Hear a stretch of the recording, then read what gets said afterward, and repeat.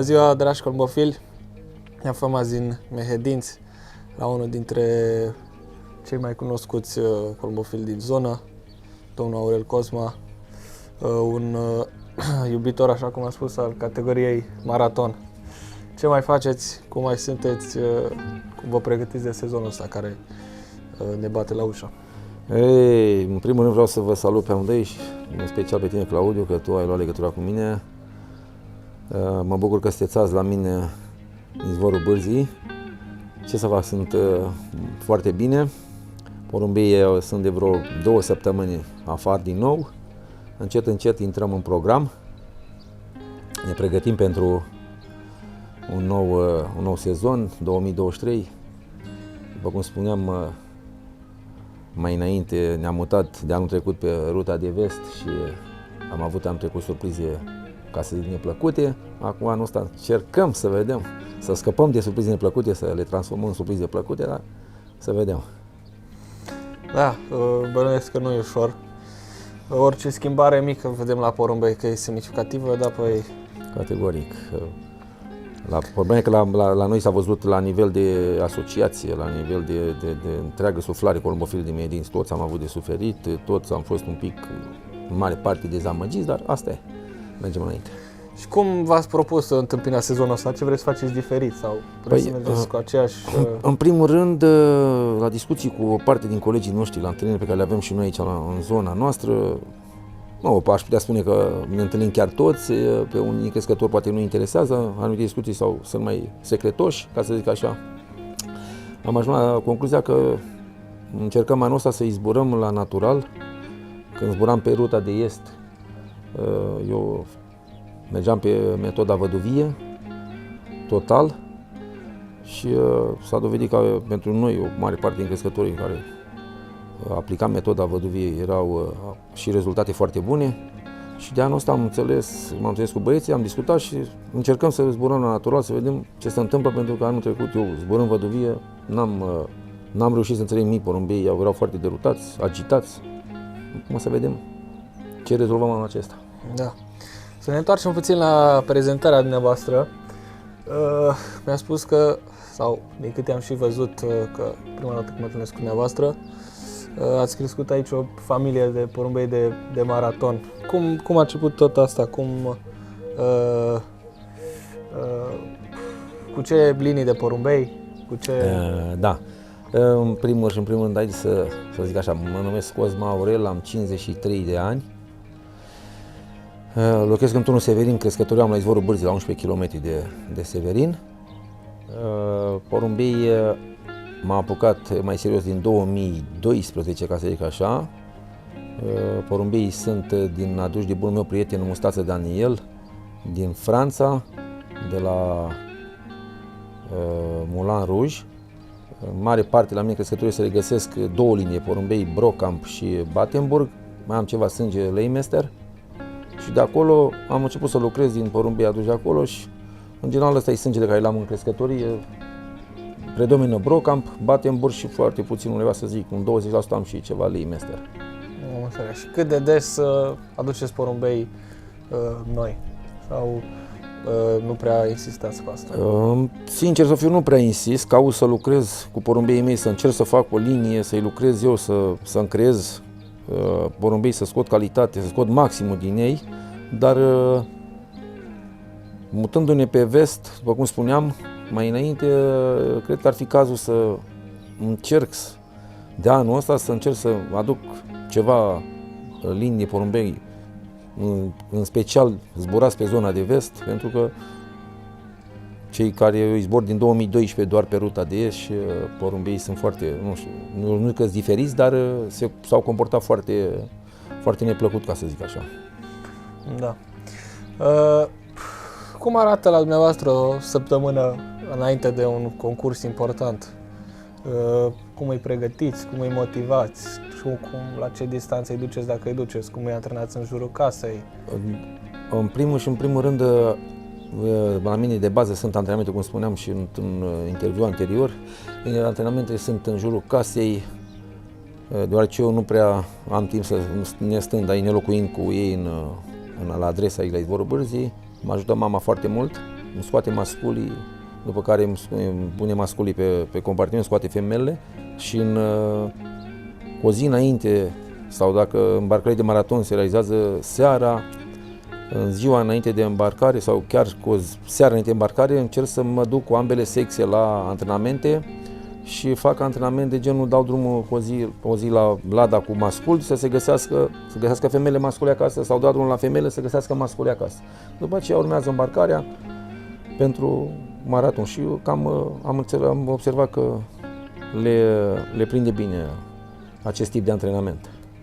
Să se găsească și unii și alții pe compartimentul cu boxe. Da.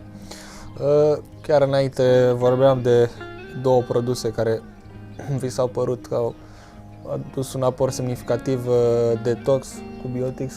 Când v-a ajutat mai exact sau când le folosiți într-o săptămână? În mod special, pentru mine rezultatele cele mai bune Primăvara am observat după o iernare în care porumbeii la noi aici în zonă, nu știu cum la alți colegi din țară, cât timp îi țin închiși. La mine 6 luni stau afară porumbeii, 6 luni stau închiși în crescătorie și e foarte mult, 6 luni stând închiși. Primăvara m-a ajutat foarte mult Detox Plus și cu Mor Activo, curăță foarte bine. Când le dau drumul afară nu mai au greutatea care uneori mai pun în plus în timpul iernii. S-a văzut foarte, foarte bine rezultatul folosind Detoxul Plus cu Mor Activo, iar în timpul sezonului îi detoxifiez, în special la sosire. Eu am folosit detoxul nu neapărat în prima masă, dar imediat eu trec la detoxifierea organismului și se observă imediat, în special la găinați. Da. Se observă foarte repede rezultatul. Iar cu sarea de baie, sunteți adeptul sării de baie înainte de îmbarcare? Sau? În ce privește sarea de băile porumbeilor, folosind sarea de baie, am discutat cu mulți crescători că e bine, că nu e bine. Eu nu țin cont de asta, eu nu prea folosesc și folosind mereu sarea de baie frecvent, eu nu am nevoie să le fac tratament pentru deparazitare la pene cu alte tratamente. Doar faptul că folosesc sarea de baie nu au niciun fel de parazit. Foarte bună și am folosit și sarea de baie de la Chess Pharma și cea de la Ronfrit. Mi-au fost rezultate foarte bune și am scăpat de parazit, n-a fost nevoie să mai tratez, să-i deparazitez. Păi, până la urmă, asta e esențialul, să reușim cât mai puține produse chimice și... Exact, asta și am fost foarte mulțumit de fenomenul cu sarea de baie și atunci n-am renunțat definitiv le pun eu picătură după cap de tot felul de produse ca să-i scap de paraziții de pană și de câțiva ani de zile folosesc asta și sunt ok. Haideți să vedem și în crescătorie ce ne puteți prezenta, eventual compartimentele și să vedem cum arată probabil și porumbeii dacă îi dați acces la cei de zbor. Suntem aici în partea de jos, unde e lotul de reproducție și v-am invitat să ne prezentați câțiva porumbei exponențiale din ultimii ani care au ajuns.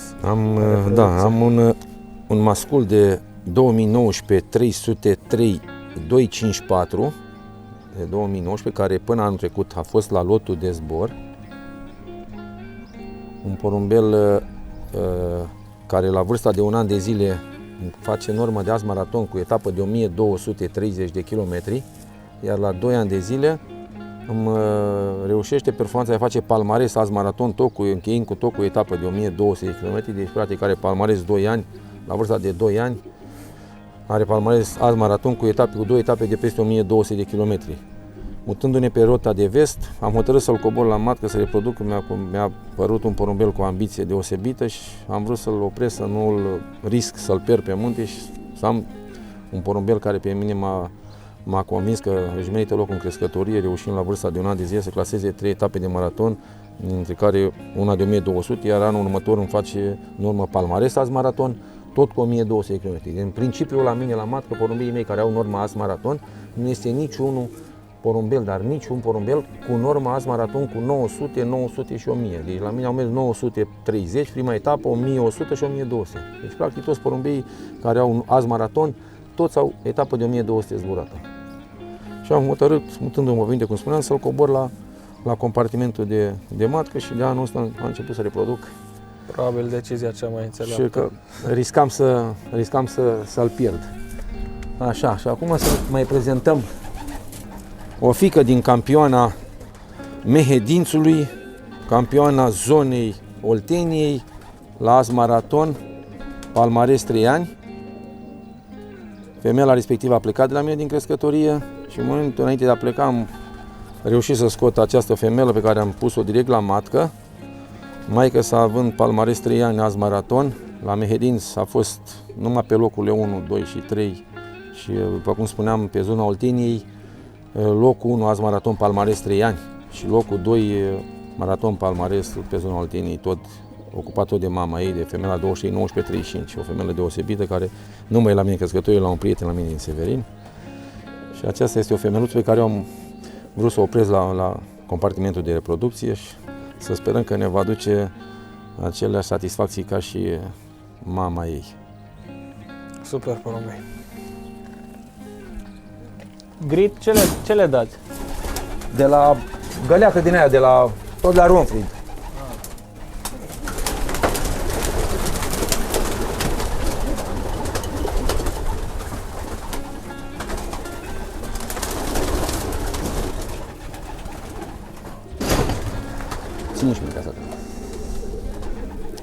Aici avem un mascul, ca să zic așa, o legendă a Mehedințului. Este un porumbel care a fost locul 6 național, porumbelul 222-184. Este un porumbel care mi-a adus 11 trofee la competițiile de maraton. Este un porumbel care am o grămadă de descendenți în crescătorie care mi-au dat rezultate la fel ca și el la etapele de 1200 km, un broc cam 100%. Porumbel de 2012, după cum spuneam, din 2014 porumbelul este la reproducție și mi-a reprodus foarte mulți porumbei care au zburat la fel de bine 1200 ca și el. Este un porumbel care pe etape grele nu făcea decât sub un punct penalizare. Iar acolo avem Solzata tot de 2012, 21-22-188, este o femelă cu care am reușit să câștig în 2016 locul 1 crescător și locul 1 porumbel 1200 Harkov, fiind premiat la Oradea la expoziția națională, o femelă deosebită, o femelă pe care am primit-o, femeia primită cadou de la prietenul meu Mustață, pe care o am în pereche cu albastru, care v l-am prezentat mai înainte. Practic, el e porumbel care mi-a obținut la mine din locul 1 Harkov și ea la fel tot locul 1 Harkov, practic doi porumbei de locul 1 de peste 1200 pe care am în pereche și reproduc nici porumbei care reproduc din ea merg foarte bine, tot pe aceleași distanțe și bineînțeles făcând norma de azi maraton.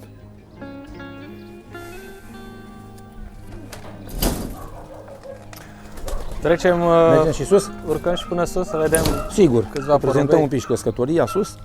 Aceea aveți grijă acum că v-am zis că e la mine cu șantierul. Aș fi avansat foarte mult cu șantierul, dar la mine a plouat foarte mult. Hai, intră tu înăuntru. Ai grijă, te rog, pe scară.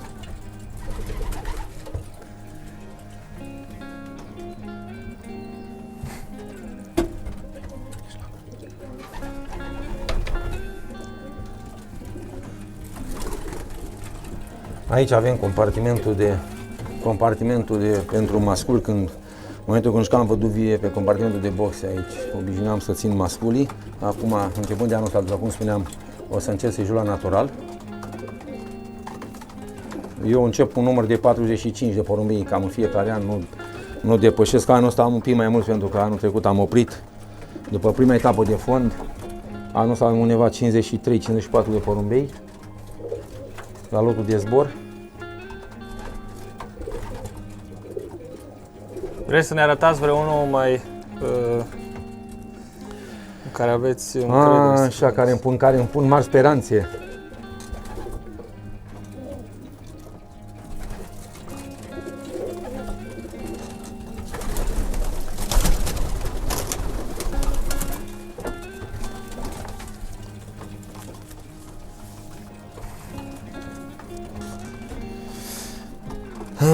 Așa, avem un mascul de 2020, 10, 90, 27. Este un fiu din cei doi porumbi albastru și sozata respectivă, care v-am zis că a fost amândoi locul 1 Harkov.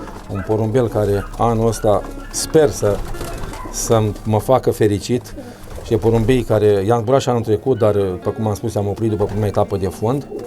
Porumbei acum arată foarte bine, s-au detoxifiat foarte bine, arată bine, dar muntele s-a dovedit că nu e așa de, cel puțin pentru noi, nu că așa de ușor, este mai dificil ca și zonă de concurs față de ce zburam noi pe ruta de est.